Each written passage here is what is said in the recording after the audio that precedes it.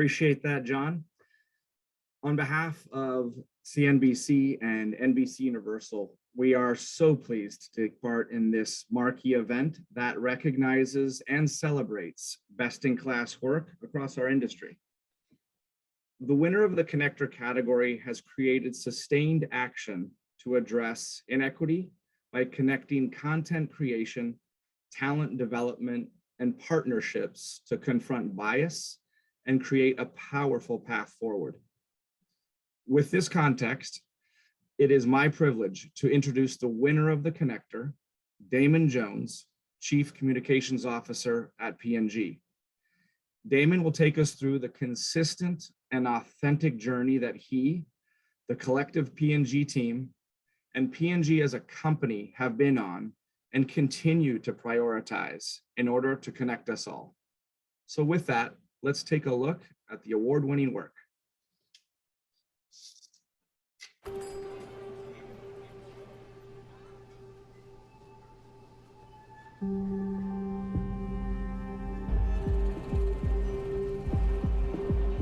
If you've seen this before, if you think you know what happens next, ask yourself why. These are the Black stories we've been shown. But there's so much more to see.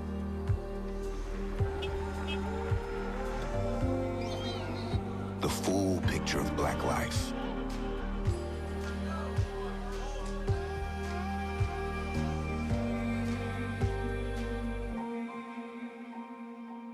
Let's widen the screen so we can widen our view.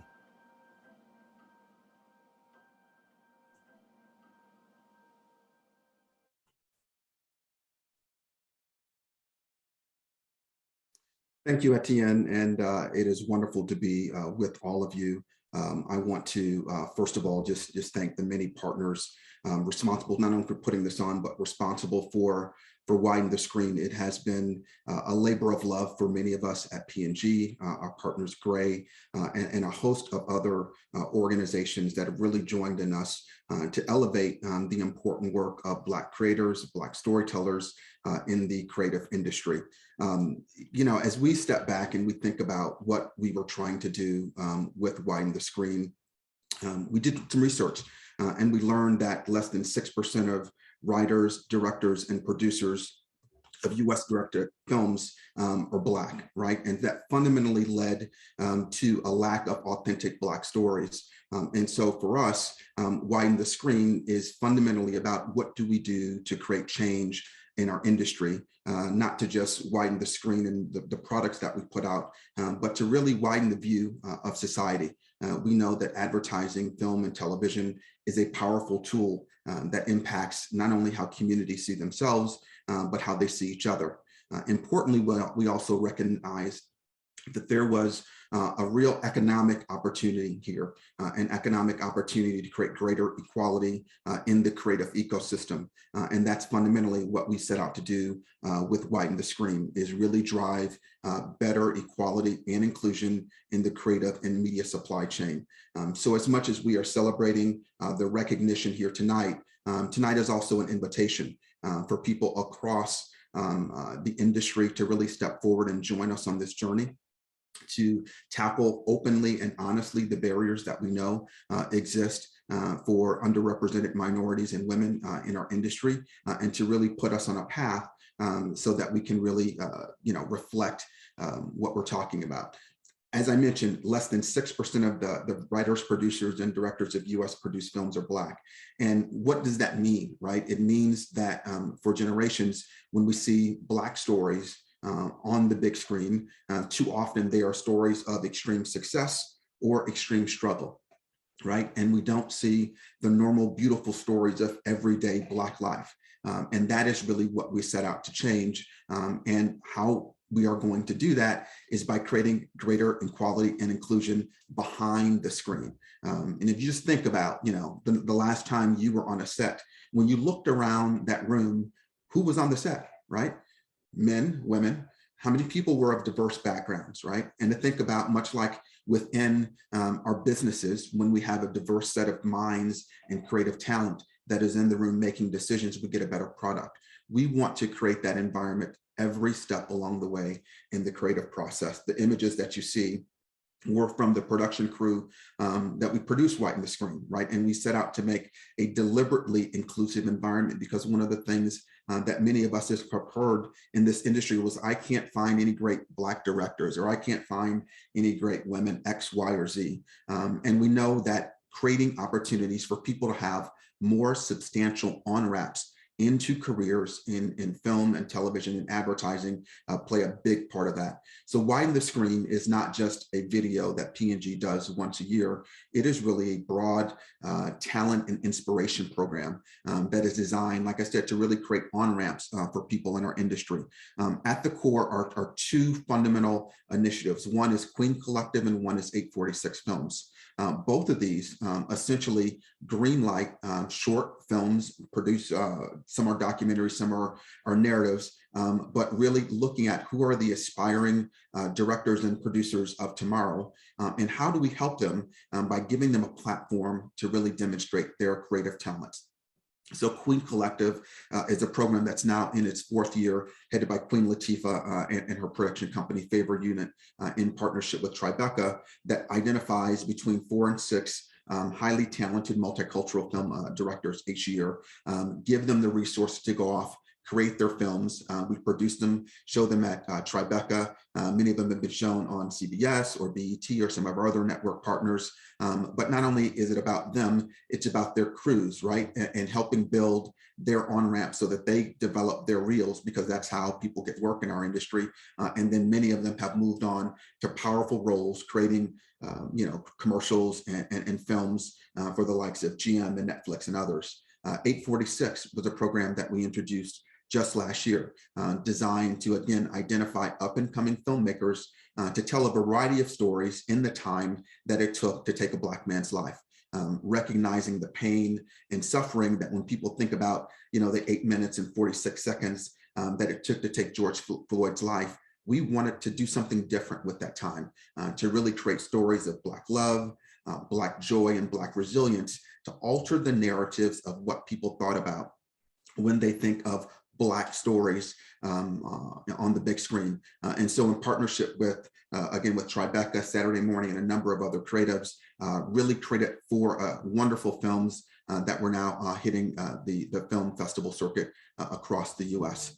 So that's a little bit about the program. But like I said, tonight is really about an invitation for more people to join us on that journey. And so with that, I'd like to just share with you 4 insights that help shape the direction of Widen the Screen, and things that you can do where you're at. Excuse me. Lesson number 1 was really be about the actions and not the headlines. Obviously, in the wake of all that us in the US have been through with the racial reckoning that's taken place over the past couple of years, the pressure's on. The pressure's on to recruit diverse talent, to demonstrate to the stakeholders and the investors and the shareholders that are important to each of our companies how we are truly living our values of diversity, of equity and inclusion. But far too often, and I can say this as the head PR guy, far too often people are worried about what do we say and not about what do we do. And so we take a very serious approach at P&G to making sure that the first thing that we always talk about is what's the meaningful action that we are creating before we get to how are we going to communicate. In this case, our recipe was very simple. We needed to hire more Black directors. We needed to create inclusion throughout the entire supply chain. So looking at the influencers that we use, the agency partners that we use, and all the way through to where are we spending our dollars in Black owned and operated media, really asking ourselves, what are the barriers to true full equity and inclusion? And then only after we put in the work, develop some results, not perfection, so progress, not perfection, then do we move to a phase where externally that we're talking about this. Widen the Screen, while the program may be new, it really builds on years of commitment and years of action to make sure that we were walking the talk. So lesson number 1, focus on action, not headlines. The second piece is that it really has to be the work of an entire organization. At P&G, we call this really the marriage between being a force for growth and a force for good, right? So the person that's responsible for driving inclusion on Tide, for example, is the same person that's responsible for that P&L, because that means that we are fundamentally finding the beautiful intersection between how do we drive inclusion in the creative ecosystem and how do we drive growth, right? We know what it takes to win with consumers. The fundamental recipe is no different than it is for Black consumers or Asian consumers or Native American consumers, for example. So it really forced us to step back and say, hey, it's not important, or it's not successful enough just for us to have the expertise resting with a few people in our organization. We wanted everyone to really understand the why, the how, and get involved in the metrics of success as we move forward. The third area that was critically important for us was that we needed some people to lead the way and to eliminate the barriers. That picture that I showed you just a few minutes ago of a largely Black crew was the first time a production that, frankly, and with P&G that produces lots of ads, none of our sets look like that. When we said we want it to be deliberately inclusive, that wasn't just we called the Black people that we knew, or we called, the women that we knew. Like we said nothing short of having an overwhelmingly diverse cast and crew would work. We held a very high standard, and we accepted absolutely nothing less from our agency partners. They delivered, right? Because we were clear on our goals. We were clear on what time did it take, what money did it take, and it wasn't breaking the bank in order to do it, but it had to be a really true commitment to say, this is important to us, and this is how we're gonna make it work. And we've taken the lessons from that and are now applying those to advertising production really across our entire company. But it does take important champions at all levels of the company. In our case, starting with our CMO, Mark Pritchard, going all the way through every division of our company to really tackle the barriers, because the systems are designed fundamentally to get the results that they deliver. The last lesson and insight that I'd share with you was that you cannot do this alone. As great as a company as P&G is, we rely heavily on the partnership and the insights of a wide variety of partners to drive this. That means starting with the consumer insights that we give, right? For every product that we do, not enough to say what is general population insight and then, oh, if there's a little bit of money left over, we'll go find the multicultural insights. We fundamentally have to build this into fundamentally how we operate, and we need partners along that journey. So whether it's consumers insights, whether it's the media buying, whether it's the creative process itself, really identifying partners who share the commitment to equality and inclusion, and more importantly, who've got a track record of bringing success to the table. So that's a little bit of our story in terms of how we created Widen the Screen and what our hope and our aspiration is. We'll invite John back in, but in closing, again, Widen the Screen was really about being a catalyst for greater inclusion for Black filmmakers and fundamentally Black stories, because when we really do widen the screen, we bring everyone in to create a much equal world, and that is good business, and that's good for all of us. John? Yeah, Damon, thank you, and congratulations to you and P&G for widening the screen. It's such a huge undertaking, critically important one to addressing inequalities that exist in our industry. Maybe I could start kind of with a big picture question and then telescope in a little bit. Just in general, what would you say is your one piece of advice for marketers and communicators who are considering campaigns that might be focused on advocacy? I would say, I'm going to give you two pieces of advice. Number one, I'd say with progress, not perfection, right? One of the things that we had to get over was recognizing that we're not perfect. We've got very clear goals for 50-50 representation or 40% multicultural representation. We're not there yet, right? But we're not going to let not being at the finish line stop us from making progress. So that very open and honest discussion about where you're at will allow you to embrace, the critics and then have a plan to get to them. But perhaps more than that point is, speak from a point of view of where your brand has earned the right to speak, right? Is that everyone can't have a campaign on everything. So know that your constituents are going to hold you to account for meaningful action along that way. know that agreement and having all of your stakeholders and all of your consumers agree with what you say is not going to do that. We like to think that if there's a little bit of dissent or disagreement, that means we're on to something. But really understand, what has your brand or your company earned the right to speak? Have you put in the work? Have you talked openly about your learnings? Are you constantly committed at all levels of your organization to make progress? If so, then it's a green light. But if not, then I'd encourage you to be cautious about advocating for actions that you've not yet really brought to life. So you talked about this. Maybe I could follow up on this idea of perfection, because some companies really struggle with taking a stand on issues because you may not be perfect. Can you talk a little bit about the process for getting internal buy-in for at least this? You talked about P&G is not necessarily perfect. How did the internal stakeholder buy-in come about? Can you give us a little window into that? Yeah, I mean, and across our brands, what I would say is we have different brands that have earned the credibility to speak on different issues, right? If you think of a brand like Always or Secret, those brands have had programs in the gender equality space for many, many years. And so it's part of their DNA. It's part of what consumers have come to expect. And like I said, they've got meaningful actions along that. When it comes to new brands, or frankly, the enterprise choosing to step in, again, start with actions. Number two, make sure the why is really clear. And why does P&G get involved in something like this, where we're one of the world's largest advertisers? And again, we know that the images that we see do affect how communities see it themselves. So importantly, we are going to make progress on what we're doing, but if we can create an ecosystem in our agency partners and in the industry, we believe others can follow. And having that long game and knowing what success really looks like for us allows us to sit with Mark or with our CEO and say, here's some of the heat that we're going to take, but here's why we think it's worth it. Here's the connection back to the employees that we want to recruit.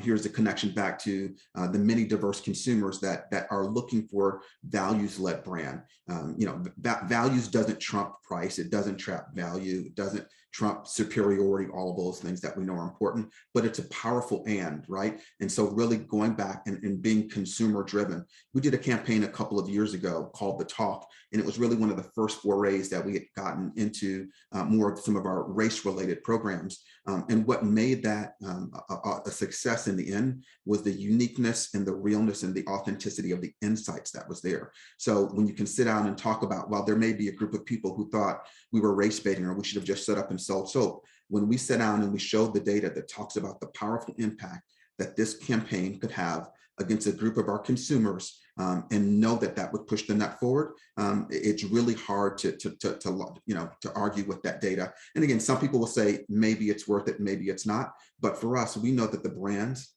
that have had active values-based conversation as an effective part of their marketing mix have stronger share and have stronger sales. So there is a business case that shows that you can do both, being a force for good and a force for growth. These things have to be fundamentally connected. Well, I can tell you, certainly when P&G talks, marketers listen, no doubt. What is the next big step in this campaign going forward for P&G? The next step for us is frankly to make good on our goals, right? And those goals are having our films produced or our spots produced by a pool of people that is 50% men and 50% women. We declared at Cannes several years ago our goal. We've since tripled the percentage of films that are produced by women. And now we're tackling the next phase, which is going for directors of color, right? So this isn't a campaign where you do one piece of creative and then you're on to cause du jour next year. We are going to double down and look at the ecosystem, right? Creating more diverse stories and looking at the fair and accurate portrayal of people within our advertising, doubling our spend in multicultural media. So it's really about saying this is something that's important. What are all of the areas around it? So not just the creative, but the media inclusion, the creative inclusion, the diversity of our agency partners. We're going to stay in this space for a while till we really make progress. Well, that's great. I know if we were in person, there would be a big round of applause right now, Damon. Congratulations to you. Congratulations to P&G once more. combating bias and it fueled by misrepresentation is certainly something we all in the marketing industry need to rally around.